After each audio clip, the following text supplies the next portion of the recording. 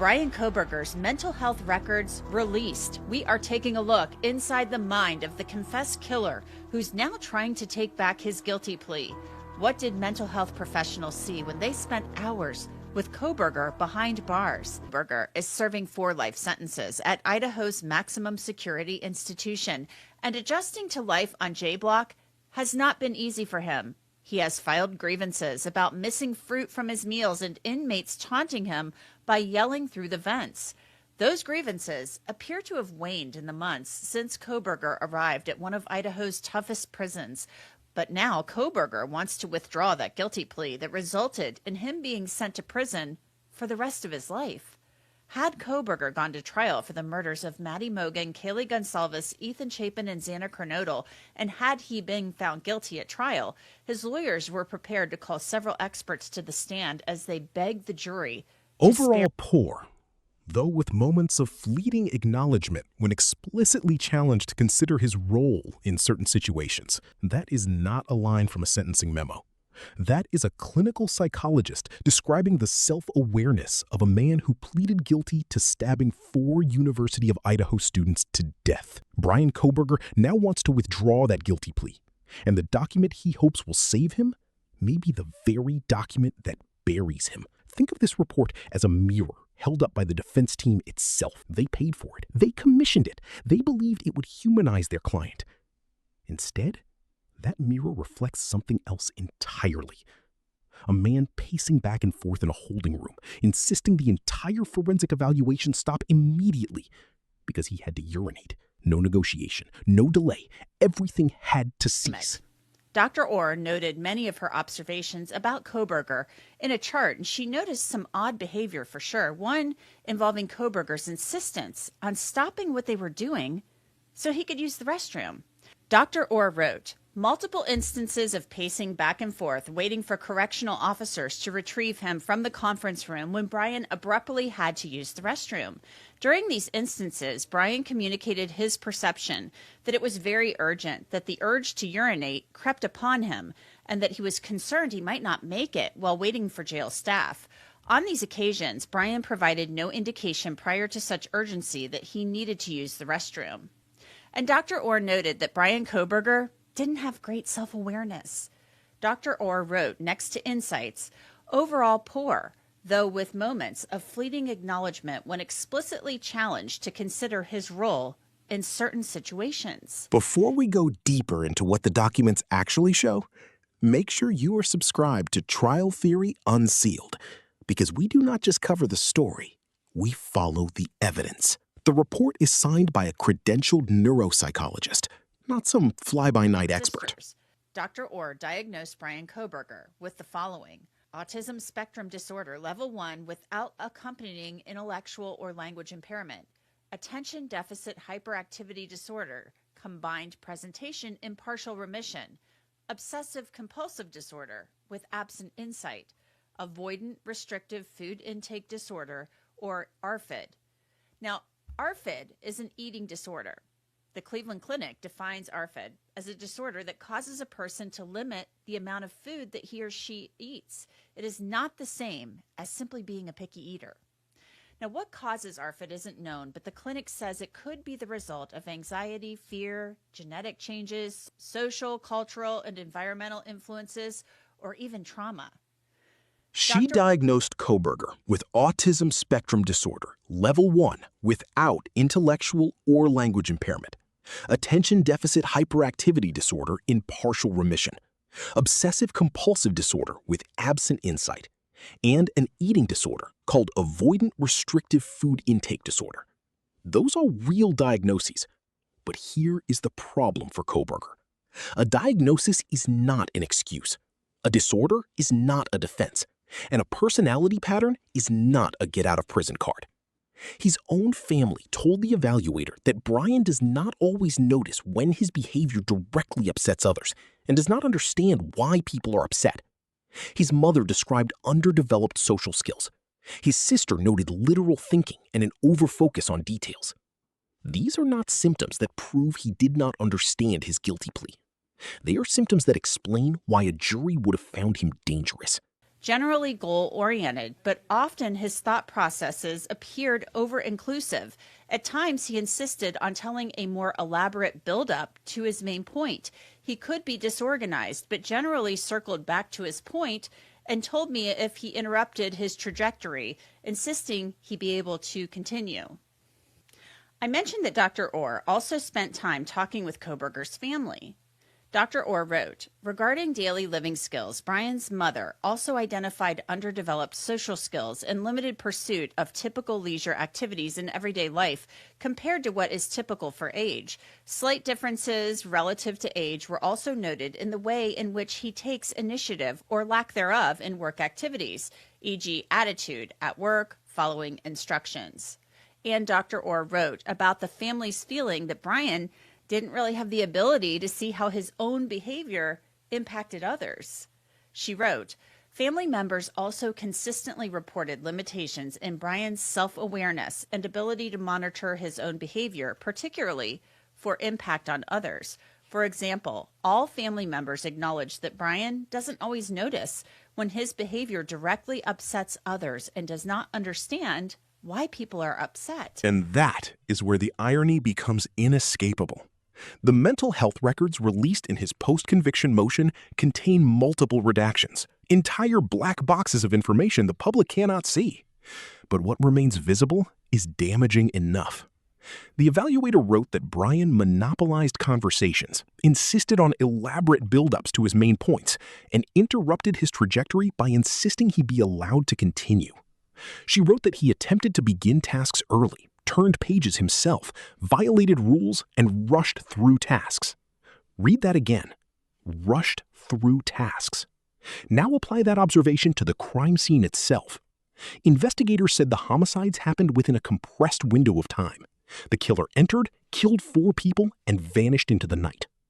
The defense expert just documented that her client rushes through tasks, ignores rules, and acts without thinking first. That is not mitigation. That is a prosecution exhibit wearing a lab coat. Well, the first thing is that he's very impulsive. He's got zero patience, and he is very demanding, like the part where he's telling the psychologist, like, I'll tell you when I'm done, right? So he was exerting some of his authority, so to speak, quote unquote. And one of the things that it didn't really get into that I thought that the psychologist would was that, was he talking to her that way because she was a woman, right? They didn't ever answer any of those questions, or maybe that was the redacted part where, he was talking down to her, it seemed to be at certain times. And we do have some pages that are all redacted, big black boxes. Wouldn't you love to know what that said? I think a part of the prosecution's case, and they never really came out and said this, but the victims in this case, 3 of the 4, were women. And it was largely reported that Bryan Kohberger at the WSU campus creeped women out.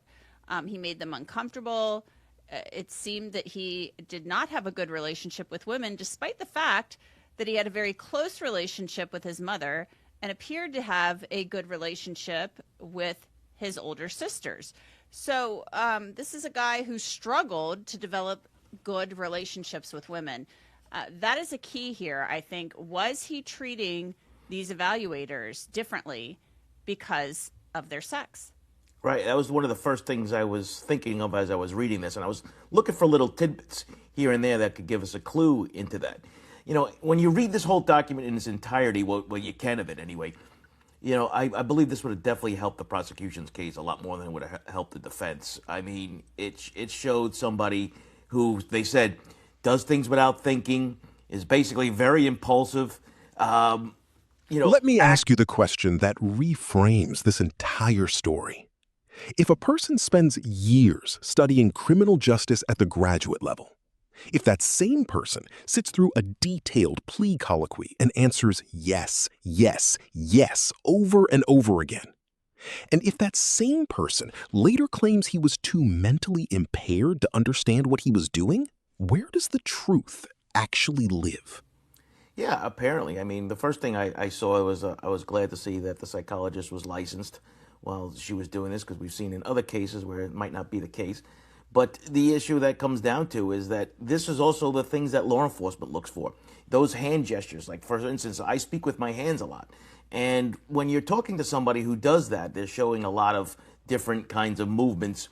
And when those don't stop, those are usually kind of red flags that maybe this person is not telling us exactly what the truth is at that point, because they're trying to control everything and they can't. So, when I look at those kind of things, I'm like, you say to yourself, wow, these are the things that we look for in that interview room. And that's something I would have then gone to after getting this report. I would have gone to the detectives that did the interviews with him and saying, hey, did you notice anything, without showing him the report, and see what they had to say, or maybe they documented it in their reports. It would have been an interesting kind of thing to come out. It said that he was highly distracted by sounds or activity in the environment with frequent peripheral monitoring. So he's kind of looking off to the side quite a bit. Numerous instances when he appeared not to be listening to instructions, requiring repetition, weakness, and self-monitoring of his own responses on verbal tasks. Concentration appeared most notably impacted during a timed visual matching measure due to an external distraction, resulting in the spoiling of the subtest. What does that tell you? Yeah, once again, he's controlling the entire event that's going on, even at the cost of having to maybe redo this all over again. So, we've also seen prisoners in the system make these things go a lot longer than they should, because it's better than sitting in their cell or being somewhere else within. So it's kind of a little bit of a break from it.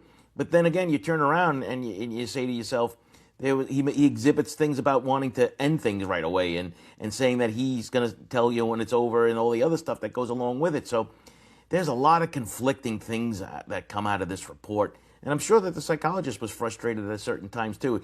Because the judge in Ada County does not have to grant a hearing. He can resolve this on the papers.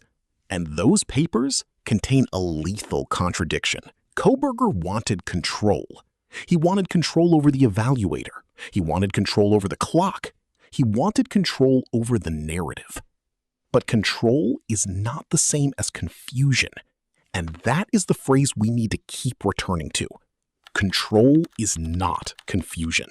Control is not confusion. Control is not confusion. Wants to assert himself and assert control. Joe, I think we've all had those moments in life where you just suddenly have the urge to use the restroom. It happens. You have to go to the bathroom. You have to urinate, right? You have to go potty.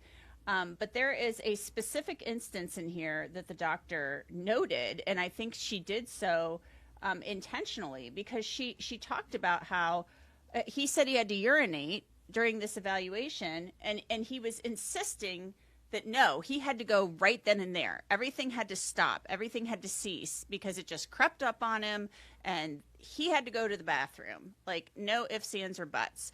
And there was no negotiation whatsoever. And I think that you might be able to look into that. At least I think you might be able to look into that and see that this is somebody who wants his needs met right now. No exceptions. And he is in jail at this point in time.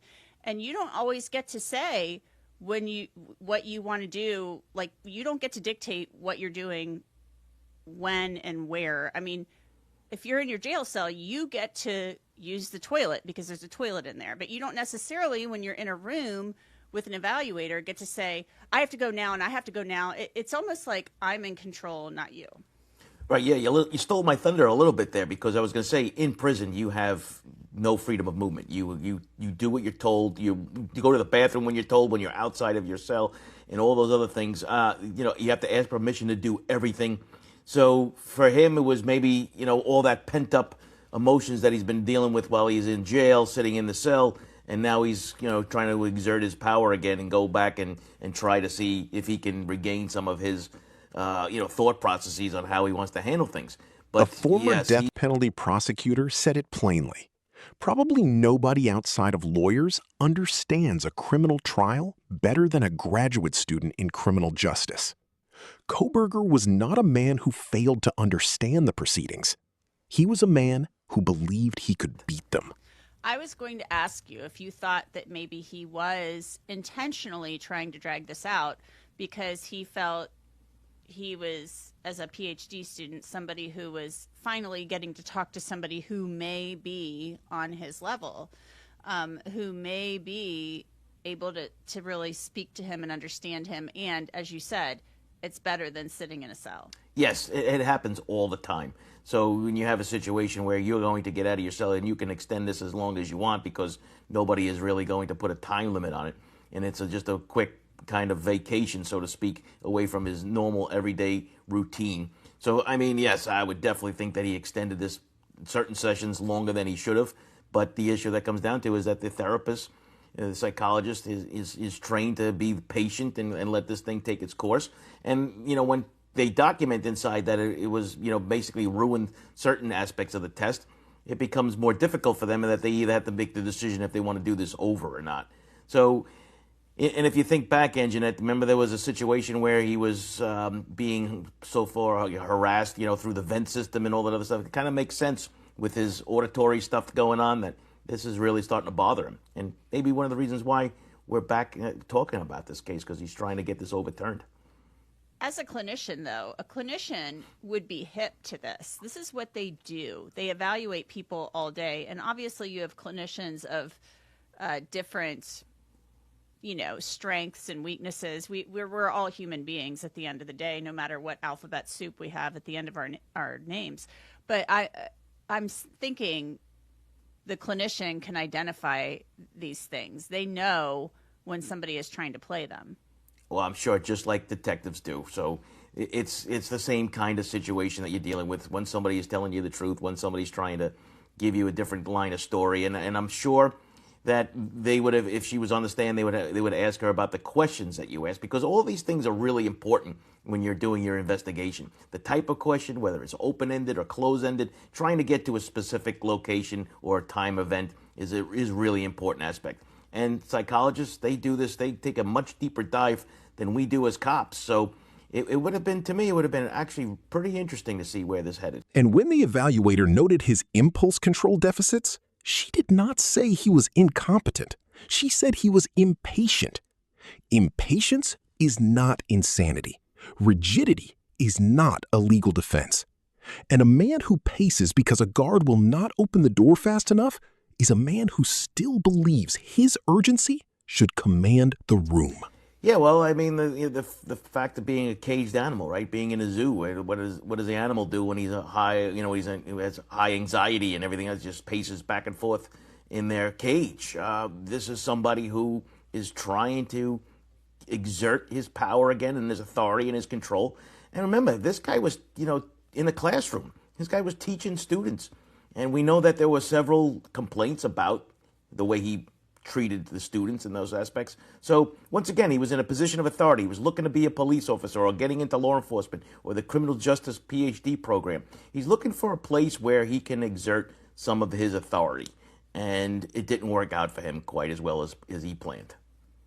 Let's go now to his social behavior. There's a box about Bryan's social behavior that we're going to put up on the screen. That is who sat across from the neuropsychologist.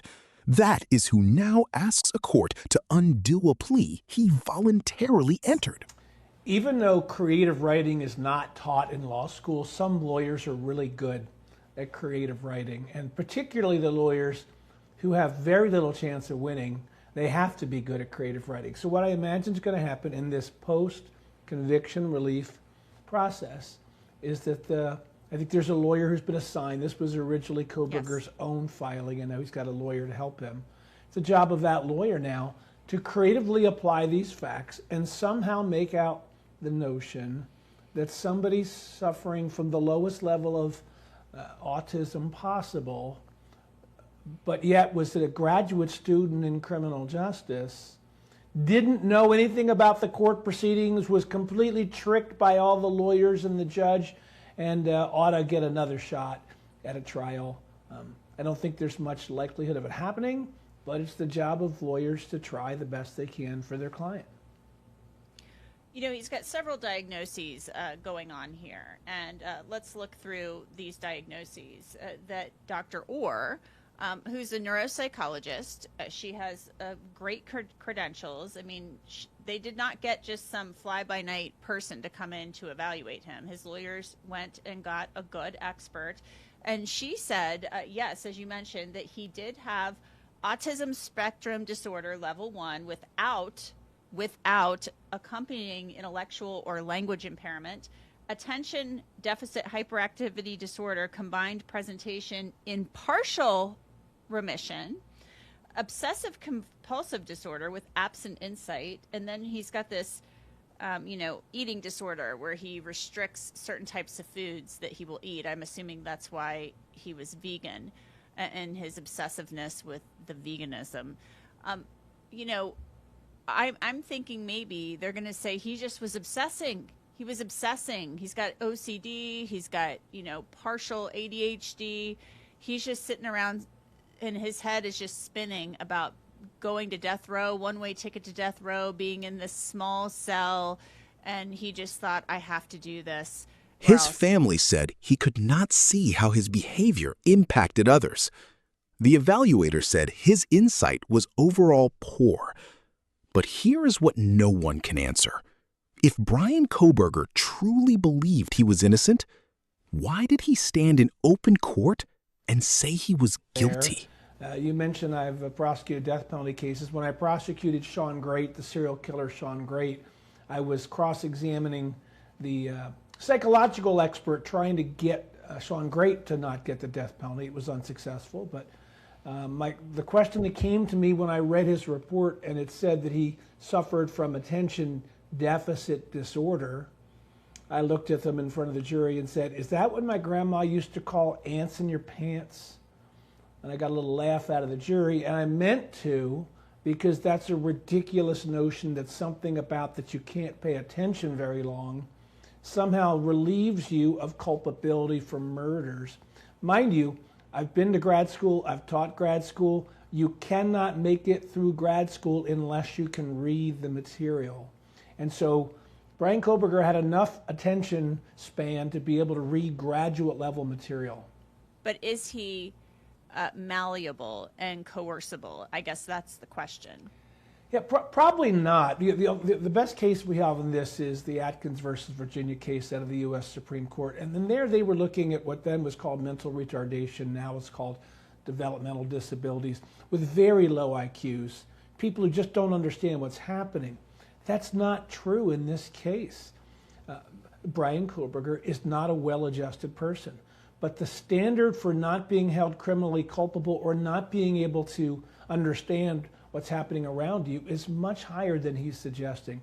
It's a very uphill battle for him to try to get another trial. In fact, the judge doesn't even have to have a hearing. The judge can resolve this, as we say, on the papers, simply by looking at the filings. Interesting. His new lawyer will now review the case file and likely file an amended petition. But the underlying report is already public. You can read the full document in the case file, including the redactions, the family interviews, and the behavioral observations that were supposed to save him.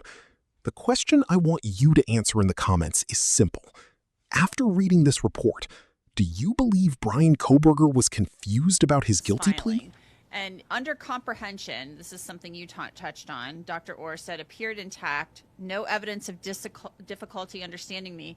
But under impulse control, and this could have played against Bryan Kohberger big time at trial, it states, impulsive tendencies throughout the evaluation, attempted to begin tasks early or turn pages himself, violated rules, and rushed through tasks.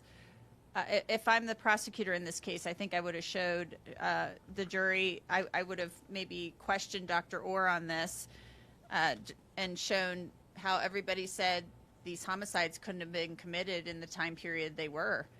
And now you're saying, Dr. Orr, that he rushes through tasks. That's kind of gross to kind of compare that, but he is somebody who Dr. Orr says rushes through tasks. Yeah, when you're in a tough situation, they say any port in a storm, whatever you can do to make your argument. And so they're relying on this, or they're going to try to rely on this. What you just described there from that report describes I'm making the numbers up here, but it's pretty close, 40% of 15-year-old boys. And so that doesn't make it particularly extreme or unusual. Is it unusual in somebody who's an adult? Yeah, there are fewer adults who have those sort of things, but none of this means he didn't understand what was happening. I think I mentioned this on one of our previous interviews. Probably nobody outside of lawyers understands a criminal trial better than a graduate student in criminal justice. Or enraged that he could no longer control what happened next. If this breakdown sharpened how you see the case, like this video, share it with someone who still believes a diagnosis equals a defense, and subscribe to Trial Theory Unsealed for more deep dives into the documents that actually decide these cases. Hit the bell so you never miss an unsealing.